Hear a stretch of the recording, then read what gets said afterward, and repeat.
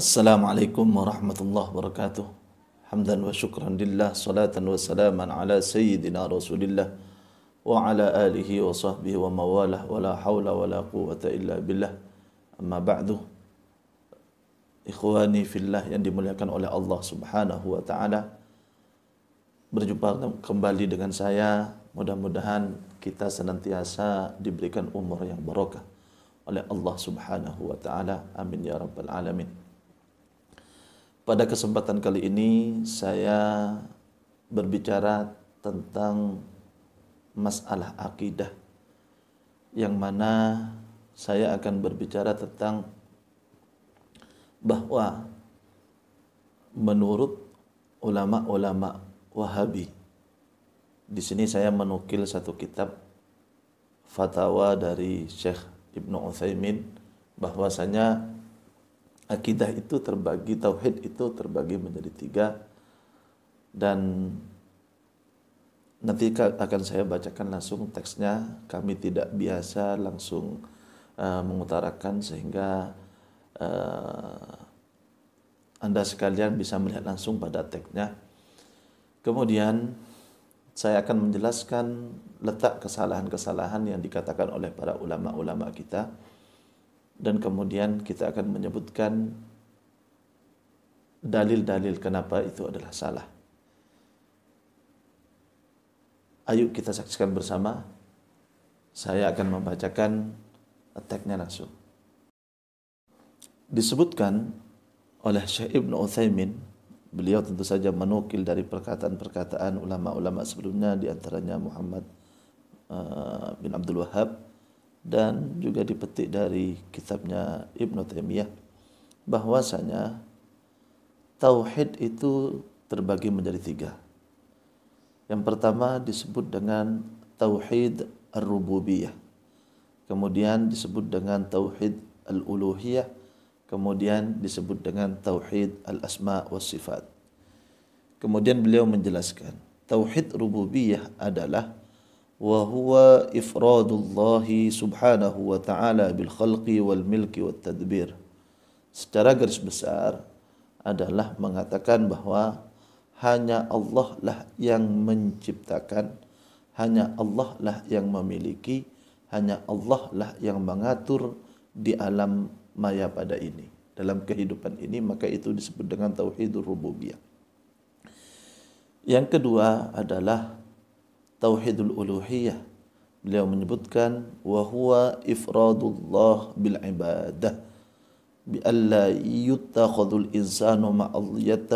insanu ma'allahi ahadan ya'buduhu wa yataqarrabu ilaihi kama ya'budullaha ta'ala wa yataqarrabu ilaihi. Yang dimaksud tauhid uluhiyah menurut beliau, hanya Allah lah yang disembah, sehingga orang itu tidak menjadikan siapapun selain Allah juga disembah, tidak mendekatkan diri kepada siapapun kecuali kepada Allah Subhanahu wa ta'ala. Yang ketiga adalah tauhidul asma' was sifah. Beliau menjelaskan wa huwa ifradullah ta'ala bima sammallahu bihi nafsahu wa wasafa bihi nafsahu fi kitabihi aw lisani rasulih sallallahu alaihi wasallam, wa dzalika bi itsbati ma athbatahu min ghairi tahrifin wala ta'tilin wa min ghairi taqyifin wala tamthil. Adalah mengimani, mentauhidkan Allah, bahwasanya mengikuti apa yang Allah sebutkan tentang Allah sendiri kepada dirinya, dan mensifati dirinya dengan sifat apapun yang disifati oleh dirinya, yang disebutkan oleh Allah di dalam Al-Quran dan atau yang disebutkan oleh Rasulullah dalam hadis-hadis. Jadi harus mengimani bahwa semua apa yang disebutkan oleh Allah kita percaya, menetapkan apa yang telah ditetapkan Allah tentang Allah, tanpa merubah, tanpa membuang, tanpa harus ada takyif. Takyif yakni seperti apa dan bagaimana. Wala tamthil, dan tidak serupakan Allah terhadap yang lain. Jadi 3 hal ini yang telah dibagikan tentang tauhid. Dari 3 hal ini sebetulnya para ulama kita mengatakan bahwasanya tidak masalah. Ada yang mempermasalahkan. Nah, memang ini adalah pembagian yang baru, tidak disebutkan oleh para ulama. Namun ada sebagian tidak masalah.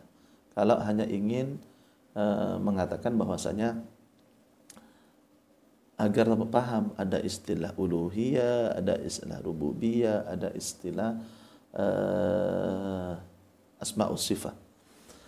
Namun yang jadi permasalahan yang disepakati oleh ulama-ulama kita, yang masalah adalah bahwa mereka dari pembagian ini meyakini beberapa hal yang menjadi salah.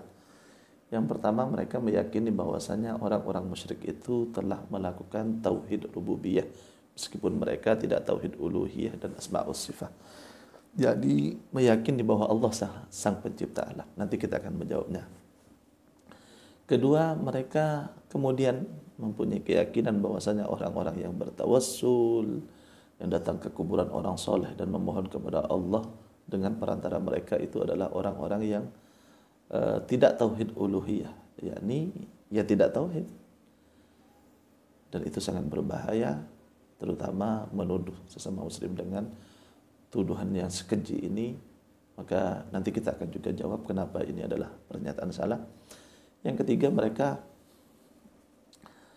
ternyata meyakini bahwasanya orang-orang yang mentakwil itu adalah mu'attilah, ta'til, mengatakan bahwasanya tidak mengambil dan tidak menetapkan apa yang telah ditetapkan oleh Allah Subhanahu wa taala dalam Al-Qur'anul Karim atau yang disampaikan oleh Rasulullah SAW. Juga kita nanti akan menjawabnya, mungkin tidak di video sekarang, di part-part selanjutnya. Ini yang terakhir, termasuk golongan dari apa yang masuk satu grup dari video ini adalah mereka sebetulnya dalam memahami asma'us sifat tajsim. Maka dikatakan oleh Imam As-Saffaraini bahwa Ahlus Sunnah wal Jamaah itu dalam akidah ada 3. Yang pertama adalah orang-orang yang mempunyai akidah Asy'ariyah, yaitu mengikuti Abul Hasan Al-Asy'ari.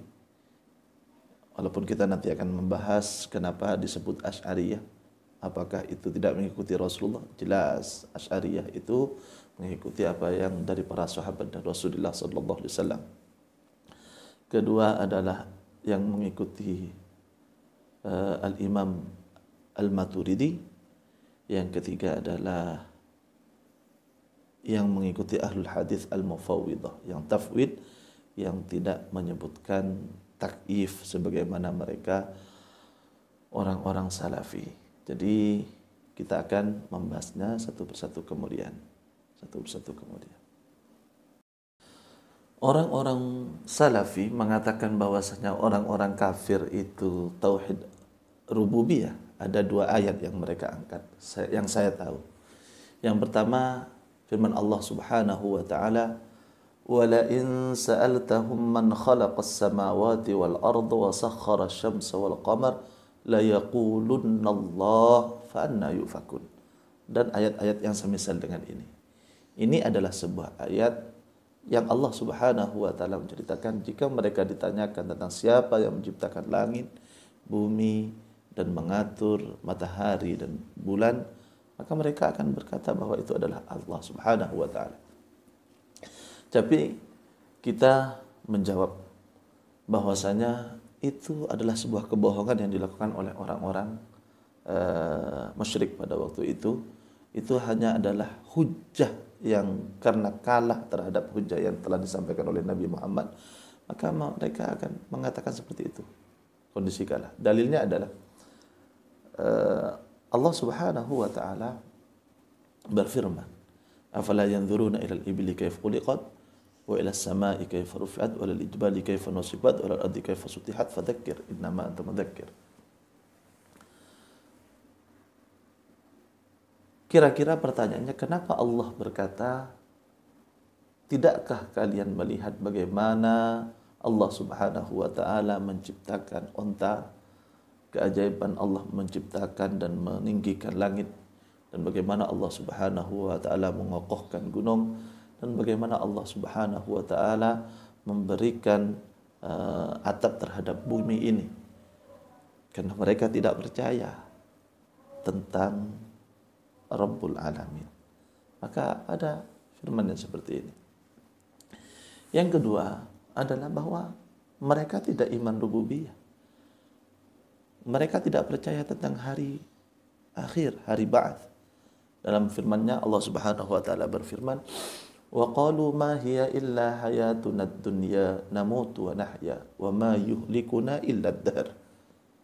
Wa ma yuhlikuna illa ad-dahr. Mereka tidak percaya terhadap Rabb. Yang membinasakan kami ini adalah hanya masa, hanya kebetulan saja. Dalam surah Yasin mereka berkata, Allah Subhanahu wa taala berfirman, qala may yuhyil 'idhama wa hiya ramim. Ini sangat jelas bahwa mereka tidak percaya terhadap qudratullah.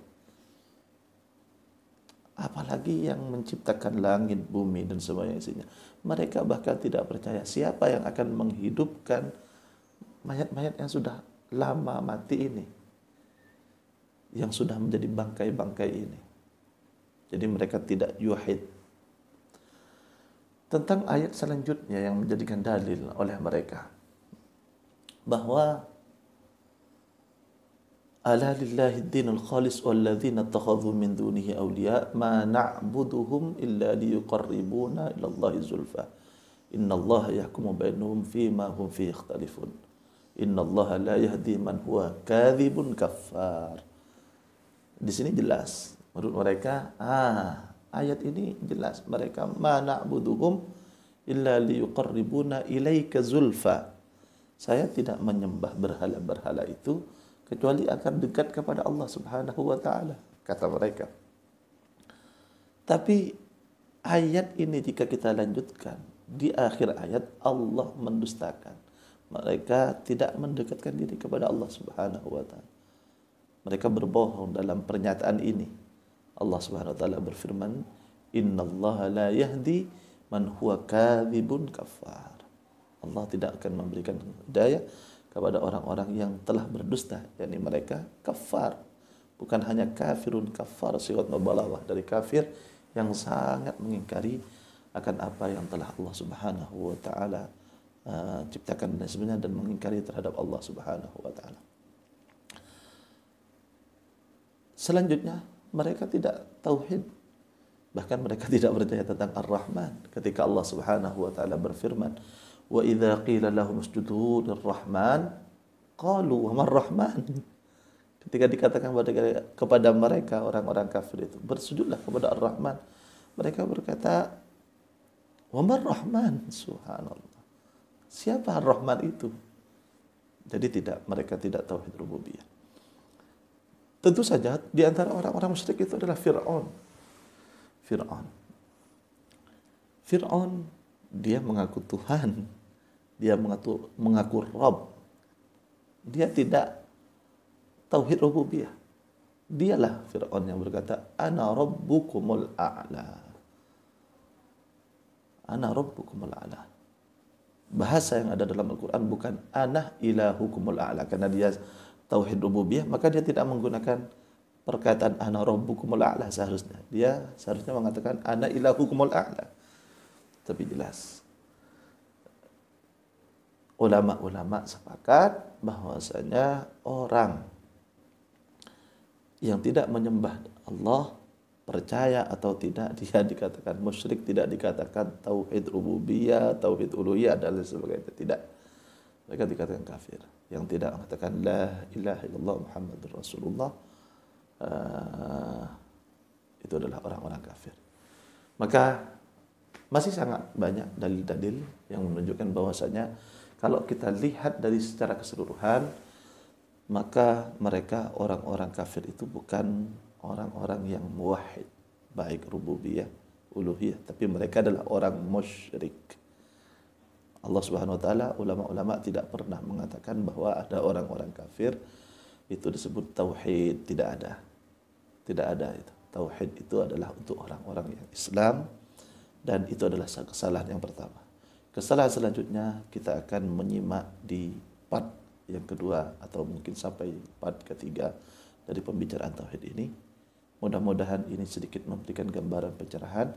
Tentu saja saya akan memasukkan teks-teks yang saya baca barusan sehingga akan lebih jelas kepada teman-teman. Terima kasih. Wassalamualaikum warahmatullahi wabarakatuh.